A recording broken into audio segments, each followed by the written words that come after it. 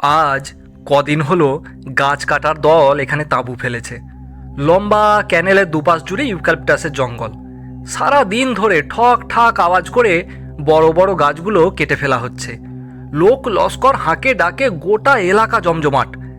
জায়গাটার নাম কানাখালি। বিশাল মাঠের মাঝখান চিরে চলে গেছে খালটা।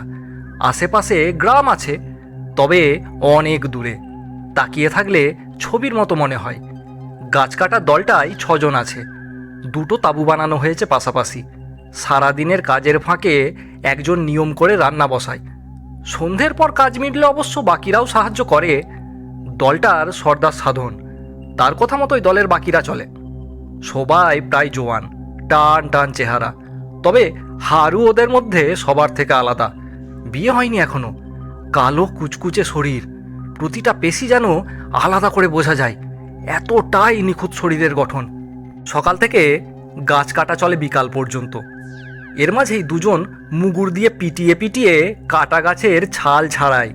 তারপর বিকেলের দিকে ট্রাক্টর আসে। সেসব কাটা গাছ গাড়িতে লোড করে দেবার পর তাদের কাজ শেষ হয়। তারপর হাত মুখ ধুয়ে সবাই বসে তাঁবুর আশেপাশে। অন্ধকার গাঢ় হয় ধীরে ধীরে। কালো আলকাতরার মতো তার রং। দুটো হ্যাজাক লাইট টিম টিম করে আলো দেয় সেই অন্ধকারের বুক চিরে। শেয়ালের দল ডেকে ওঠে খালের পাশ থেকে। ঝিঁঝির ডাকে চারপাশে নিশুতি গাঢ় হয়ে ওঠে। বিশাল ফাঁকা মাঠের অন্ধকারের দিকে তাকিয়ে থাকলে অজান্তেই মনে ভয় জেগে ওঠে। তাদের অবশ্য এভাবেই তাঁবু টাঙিয়ে থাকা অভ্যাস। পেটের দায়ে মানুষ কত কি না করে। গাছের ঘন বনে কিছুটা ফাঁকা হয়েছে। বাকি গাছগুলো দাঁড়িয়ে থাকে ভূতের মতন। রাত বাড়লে আকাশে জোছনা দেখা দেয়। যেন ঘোমটা ঢাকা বিধবা মেয়ের মতো ধীরে ধীরে উঠে আসে জোছনা। আস্তে আস্তে দুধ সাদা আলোয় ঢেকে ফেলে চারপাশ। কানাখালির ডাঙা হয়ে ওঠে রহস্যময়। সনসন হাওয়া বয়, ঝরঝর আওয়াজ তুলে গাছগুলো দুলে দুলে কাঁপতে থাকে। সেদিন রাত্রে হঠাৎ ঘুম ভেঙে গেল সাধনের। তাঁবুর ভেতর থেকেই বাইরে দেখা যায় স্পষ্ট, দুটো তাঁবু পাশাপাশি।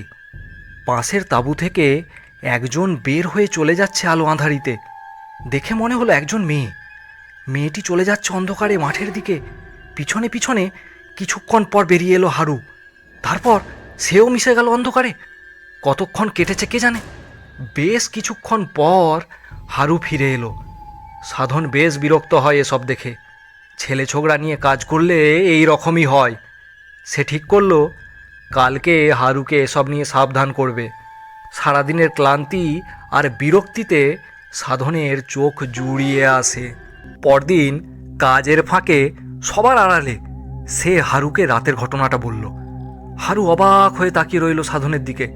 তারপর বলল, চোখের মাথা খেয়েছো নাকি তুমি? সারাদিন গাছে ছাল পিটিয়ে আর ক্ষমতা থাকে শরীরে? ভাত খেয়ে বিছানায় শুলে মোড়ার মতো ঘুমোই, আর এই ফাঁকা মাঠের মধ্যে মেয়ে আসবে কোত্থেকে শুনি?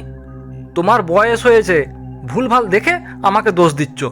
রাগে গজ গজ করতে করতে হারু কাজে চলে যায়। সাধন কিছু বলে না আর। বেশি ঘাঁটালে যদি চলে যায় তো লোক পাওয়া মুশকিল। সেদিন রাতেও একই জিনিস চোখে পড়ল সাধনের। মেয়েটি বেরিয়ে যাওয়ার কিছুক্ষণ পর হারু বেরিয়ে এলো, তবে হাতে একটা লাঠি নিয়ে। আবার যথারীতি বেশ কিছুক্ষণ পর ফিরে এলো তাঁবুতে। সব দেখে শুনেও সাধন চুপ করে শুয়ে রইল। সকাল হতে কাজের মাঝে এক ফাঁকে হারু বলল, মেয়ে কোথায় সাধনকা? কাল আমি দেখেছি একটা কুকুর তাঁবুর ভিতর ঢুকে পড়েছিল। আমার ঘুম ভেঙে যায়, দেখি কুকুরটা আমার পাশে চুপ করে শুয়ে আছে। আমি চোখ মেলে উঠে বসতেই কুকুরটা বেরিয়ে গেল তাঁবু থেকে। আমি লাঠিটা নিয়ে বেরিয়ে এলুম, যদিও অন্ধকারে আর দেখতে পাইনি তাকে। আর তুমি কুকুরকে মেয়ে দেখছ? সাধন কিছু বলে না। হতে পারে খাবার সময় কোথা থেকে একটা কুকুর দুবেলায় এসে হাজির হয়। হয়তো সেই অভ্যেসেই রাতেও খাবারের লোভে এসে হাজির হয়েছে। কিন্তু সে যে মেয়েটিকে দেখল। সেদিন রাত্রে খাওয়া দাওয়ার পর সবাই শুয়ে পড়েছে। নববীর জোছনায় চারপাশ ভেসে যাচ্ছে। ক্লান্ত শরীরে কখন ঘুম এসেছে কেউ জানে না। ঘুম ভাঙল ভোরবেলা চেঁচামেচিতে। তখনও বাতাসে চাঁদের আলো লেগে আছে। তাঁবু থেকে কিছুটা দূরে একটা আলের গায়ে মরে পড়ে আছে হারু। অমন কালো কুচকুচে ছেলেটার মুখের থেকে কে যেন সব রক্ত টেনে নিয়েছে। রক্ত শূন্য ফ্যাকাশে মুখে সে হাঁ করে চেয়ে আছে, যেন ভীষণ ভয়ে আতঙ্কে জমে গেছে সে। তার সে বিস্ফোরিত খোলা চোখের দিকে চেয়ে থাকলে শিরদাঁড়া নড়ে যায়। এই নির্জন মাঠে, এই খালের ধারে কি রহস্য লুকিয়ে আছে কেউ জানে না। যে বিভৎস রূপ দেখে হারুর মতো কাঁচা ছেলে ভয়ে মরে গেল, কে সে? এসব নির্জন মাঠে এসব অশরীরী অলৌকিক ক্ষমতা সম্পন্ন শক্তি ঘুরে বেড়ায়, শিকারের খোঁজ করে।